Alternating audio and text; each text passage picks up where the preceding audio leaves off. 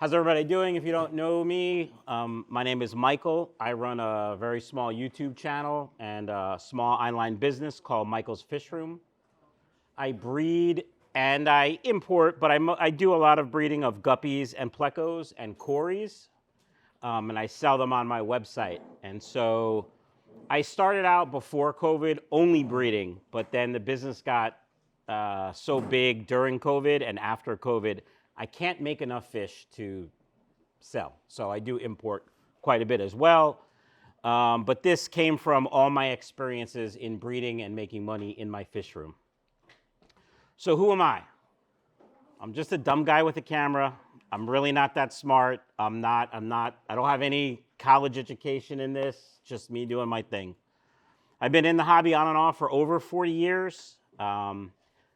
I have many breeding for profit tanks in my fish room. It used to say 60 because in my old fish room I had 60, but my new fish room that I'm building out now currently only has 26, but there's going to be more. I just don't know how many more because I don't know how many can stuff in there. So many tanks.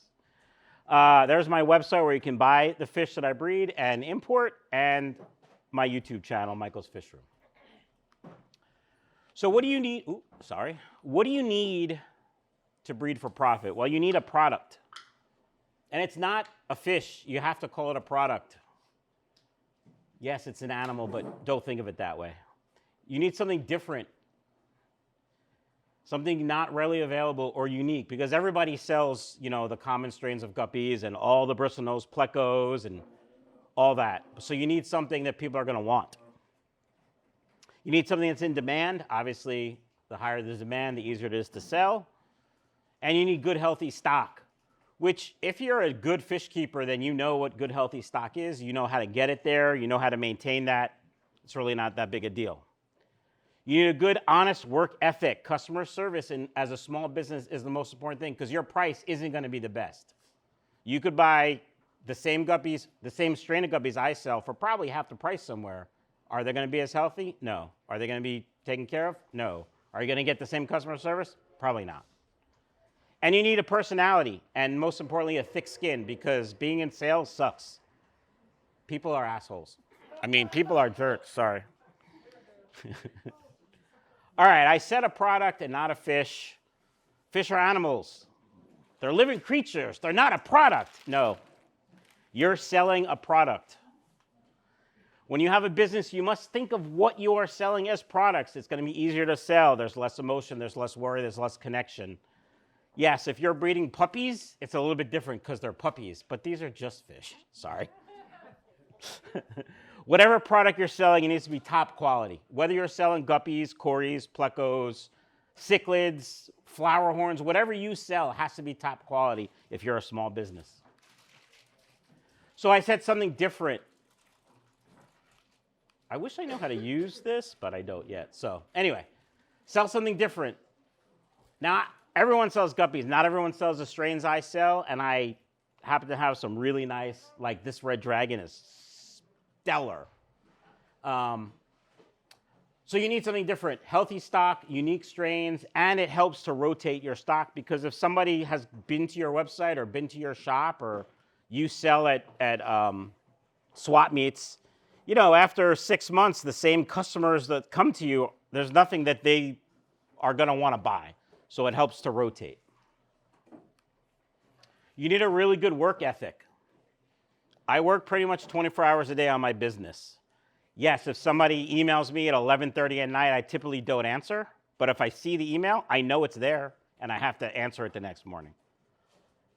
So as a small business, your products are going to be more expensive than the big box stores. You're not going to be able to compete with the most pet stores, especially the big box ones.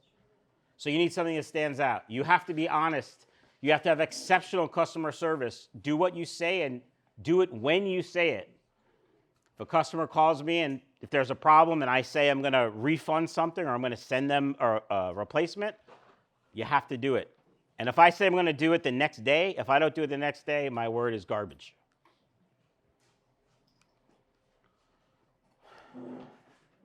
You need a personality. If you don't like dealing with customers, don't, because it's going to show. If you're not a people person, business isn't for you.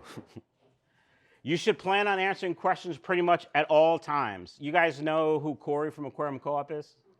So I know Corey quite well. I've been friendly with Corey for, I don't know, 8 or 9 years. I knew him when he had like 5,000 subscribers. We used to talk every day about customers because people would email at, Sunday at 7:30 p.m. and want to know why at Monday at 8:30 a.m. they don't have a response. Well, because he has a life. You can't always answer emails, at all times. It helps to be pretty handsome like I am, and also to have a good sense of humor and be funny. But you really need thick skin. People do suck. It's just a fact of life. They will beat you up for price. Small bit. I do it. I mean, I don't do it to my friends, but if somebody's selling something and it's just an ad, it's not like a website. Yeah, I always try to beat them up for price. But people try to do that to me. It's a business with set prices on the website. And I can't discount, because if I discount for you, then you're going to tell her, and she's going to tell her, and she's going to tell him, and then I have to discount for everyone. And that's not fair, nor is that a good way to do business. People will definitely talk bad about you, just because. I don't know why, but they do. So you have to have really thick skin if you're going to be in business. And if you're breeding for profit, you have to think of it as a business. Everything is part of that business. So how do you make money? Well, sell it for more than it costs to make. Pretty easy, right? What are the costs? So you have the fish, the product, the water, the food for the fish. You got to heat those tanks. You need lights to grow the plants. You might have to advertise, gas to get to the post office or wherever you're buying fish or dropping fish off. If you have a website, there's costs involved with that. Fish room supplies, shipping supplies, just to name a few. So, I only buy fish at wholesale or I make them myself. I'll buy fish here at an auction and start breeding. Now, if you have a setup that you can breed in bulk, great. But if you have 1 or 2 tanks and you're trying to breed for profit, it's probably not going to work. So scale is the way to go. All right. Water. In this case, in my new house, I have a well, so the water is free. And also I have a septic system, so there's no sewer charge. And no water from the fish room goes into the septic tank. Do you guys have septic down here? Like, is that a thing? Yeah. Yeah, so you know why you want to put the water in the septic? Yes. Okay. Heat. So I heat the room. If you've seen any of the videos of my old fish room, I built a fish room and then started planning. The new fish room I was able to plan, so I insulated everything. I had outlets run where I wanted them, and it's a much more efficient room than my first one. So I have gas heat in the house, and I have a ventless gas heater in the fish room that's running all the time. The fish room is right now about 78 degrees, give or take. It's great. There's one vent in my old fish room and in my new fish room for heat. So when the heat's on in the house, that heat also heats the fish room. Of course, the heat hasn't been on in my house in probably a month, so that's fine. Electricity. I have 1 linear piston air pump. I used to have 2, but I don't have room for 2, or I don't need to right now. So there's only 1. I have all LED lighting. Very limited use of electric heaters. Currently, I have a heater in a tank with black rams, and there's a heater in one of the brine shrimp hatcheries because I have a poop ton of babies to feed. Otherwise, I wouldn't use any heaters. All that cost me about $40 per month in my new house. In my old house, it was a little bit more because I had 2 linear piston air pumps and some more lighting going on.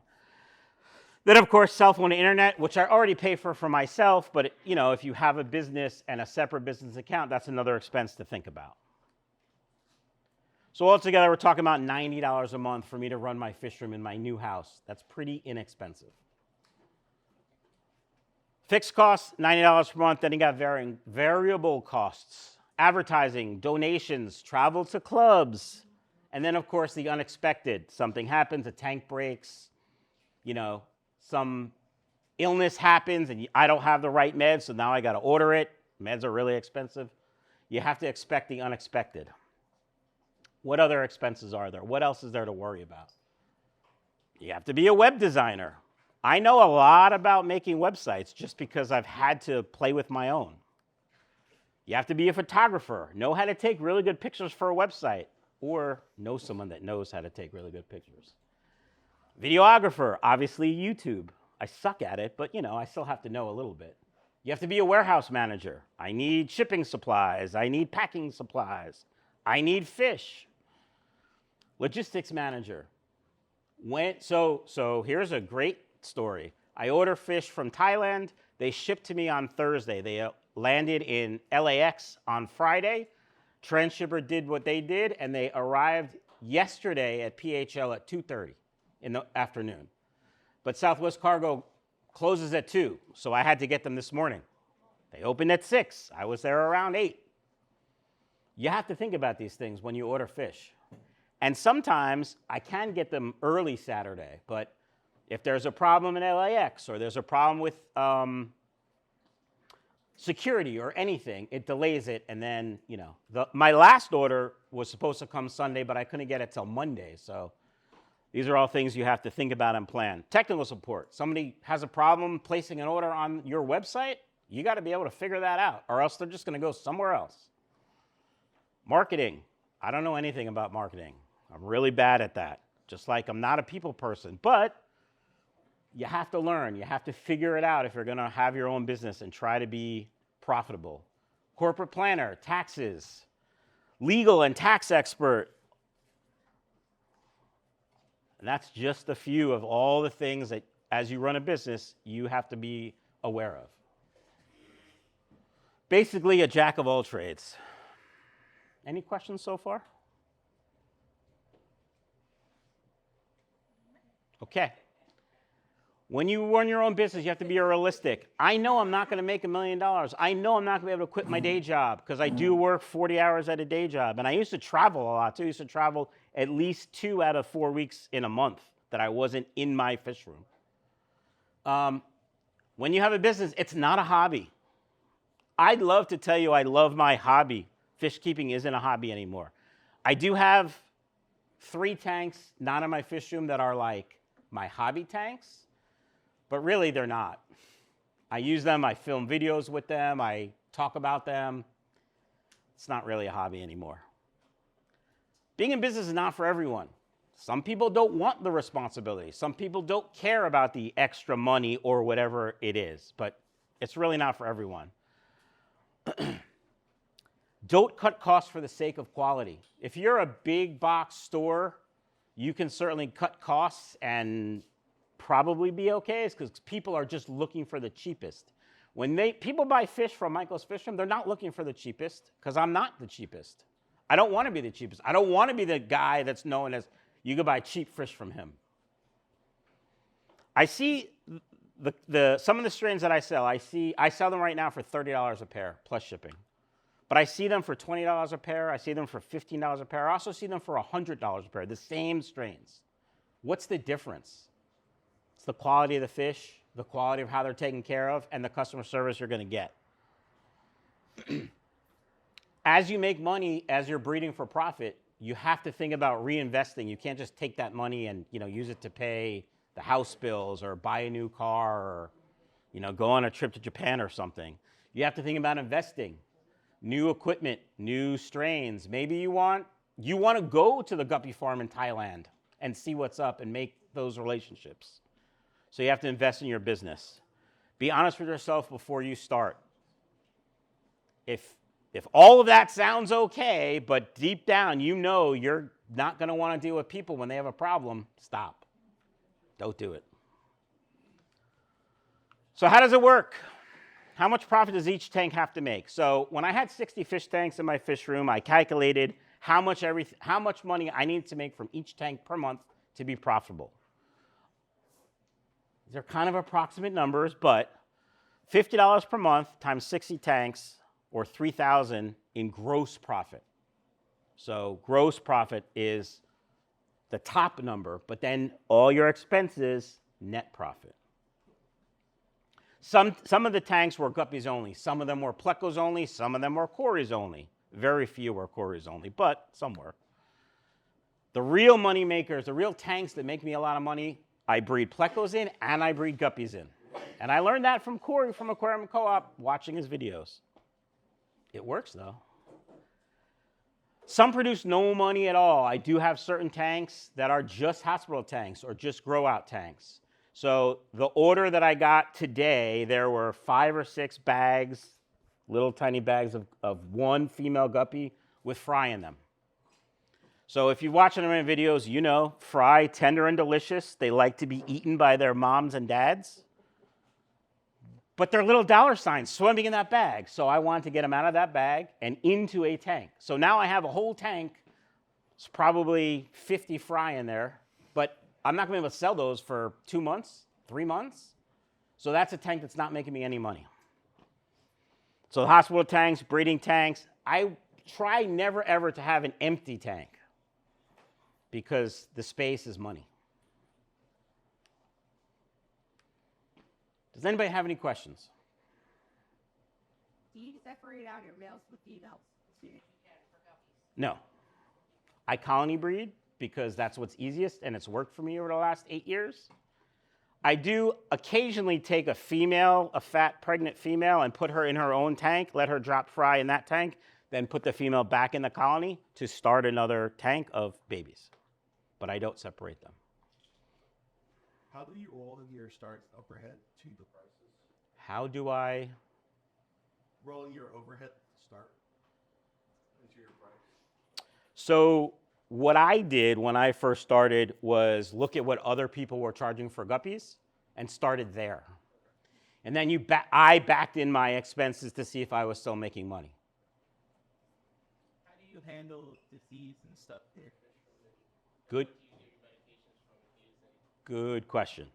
So when you import guppies from overseas, it's a little bit different than buying guppies from me or from anywhere here in our water. I use a lot of salt in my quarantine, and then I use some other meds. I have videos on it on my website as well for my quarantine, but every fish that comes into my fish room gets quarantined and gets preventive medications. So if I buy fish from here that look perfectly healthy, they will be quarantined and they will get preventive medications. I also, this is really important when you have multiple tanks, try not to use the same net without a bleach dip first. I'm not sure what state you're from. New Jersey, the best state. And I'm not sure what the rules are here in Maryland either, but because it's a business, you're claiming taxes, and that's like very public to the government. Does that mean like you also need to be like certified or registered with like your local parks record? So it's a real business. I have a business license. I have a tax ID. I pay taxes. Well, I haven't paid them, but I'll pay them on Monday, on the 15th, but yeah. So that's kind of the difference between a hobby and a business. If you're a hobbyist and you're breeding some fish and you come to your local fish club and you sell them in auction, that's not a business. That's a hobby. But if I collect tax, I become a business. And I do. I have to collect sales tax in New Jersey. Actually, you have to collect sales tax when you ship stuff from New Jersey to other states as well, which, as somebody who didn't know that, I had to ask my accountant. I guess I was asking also more so like your slates, like wildlife departments, you have to like have approval to okay. No. How long do you actually quarantine your fish, like get it from wherever? Minimum 2 weeks. Sorry, minimum 1 week, but usually 2 weeks. Yeah. If I observe them for a week and they're fine, they're good to go. But if I see anything fishy, then it's at minimum 2 weeks or until they're healthy. Once you find, like, say you've got worms going on, what do you quarantine them in? Salt water? So I salt the water heavily, and then I do a trio of meds that's basically levamisole, something for the outside, something for the worms, and something for the inside. So you treat it all like Mm-hmm. Yeah. You could videos on the website. Right, I think I've seen it. Yeah. What are some of the common things that So colmenares is the biggest thing. And I mean, I have a video on how to treat it. It's controversial because it uses a poop ton of salt that will kill most plants and plecos and cories. If they're already weak, the amount of salt will probably kill them as well. What exactly is that? A worm? Colmenares? Yeah. Actually, I don't remember. It's not a worm, no. No? It's a parasite though. Yeah, yeah. Protozoan parasite. Parasite. Okay. I'm not that smart. I'm literally just a dumb guy with a camera. Sorry. It's like, it can resemble pig. No. Colmenares is white and fuzzy. You're thinking of epilysis. Okay. Yeah, Because I know they're, yeah. yeah, yeah. Oh, so you'll say white and fuzzy on the outside of the fish? Yeah. So you would probably think it would be like a type thing. Somebody who doesn't, that's usually, doesn't know. white and fuzzy people usually think egg. Some people, yeah. Some people, People that don't are- like, they'll be like, it's cottonmouth or it's white and fuzzy, it's some fungus. And without looking, almost all the time I will tell you it's colmenares and I'll be right. Pintail, like there's a lot of things that happen with colmenares, but pintail, really dark gills, the white fuzzy patches. It's also called saddleback disease because in front of the fin on their back looks like a saddle of white. That's pretty much the biggest thing I've seen. And, redworms too. But colmenares it's bad. And it's very contagious. And people are afraid to treat it correctly because of the amount of salt needed. I've tried all different treatments, many different treatments that people have told me, way smarter people than me. And what works best is the salt and methylene blue. For me, And that's what works kind of best. salt? I mean, is it I use kosher salt because it's cheapest. Kosher It's the cheapest, yeah. There's a video called Colmenares on my YouTube channel that goes over all the doses and stuff.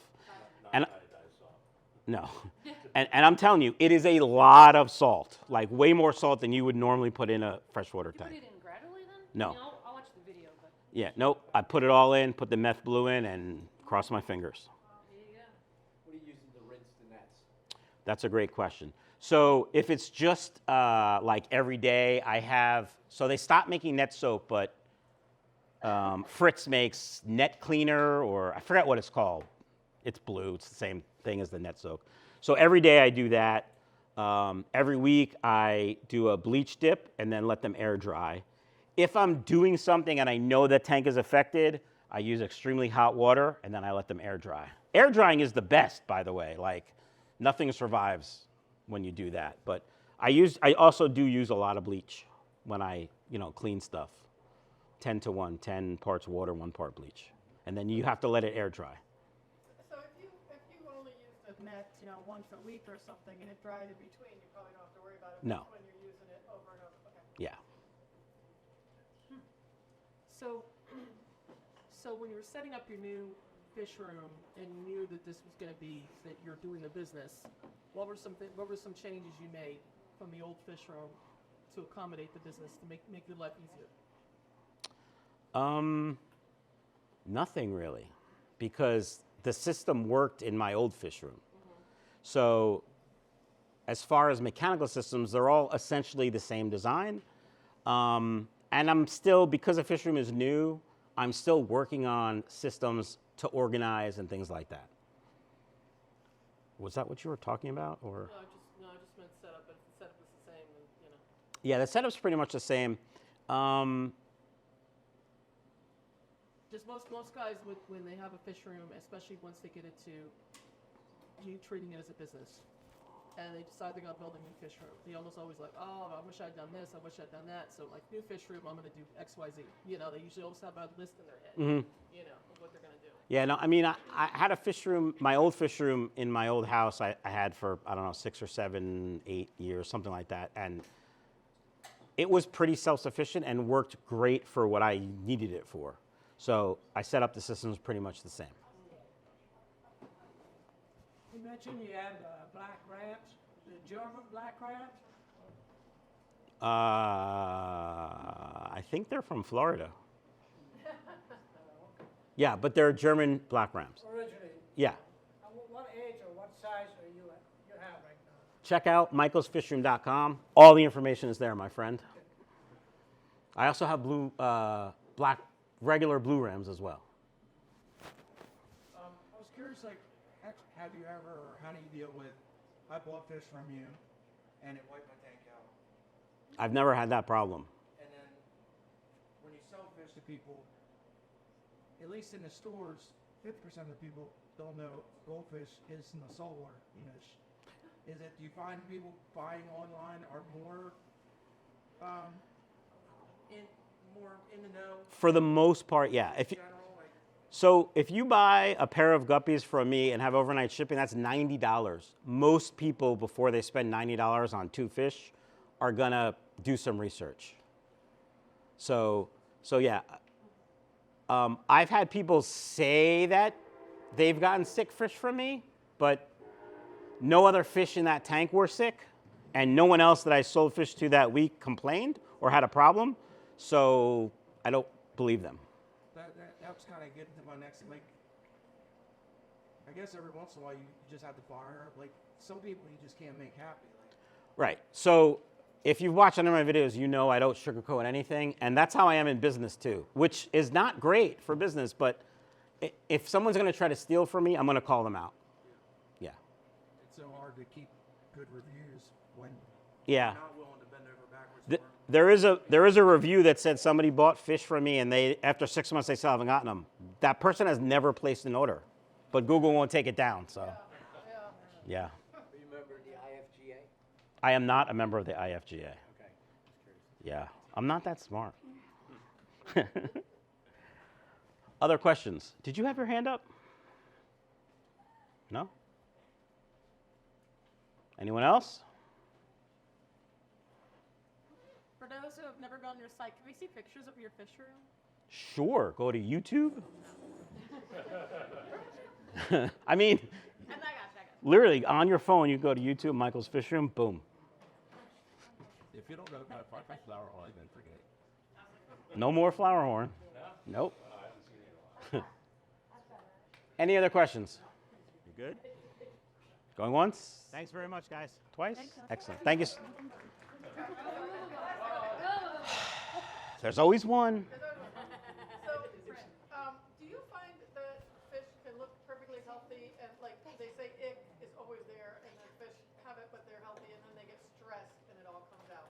Ick isn't always there.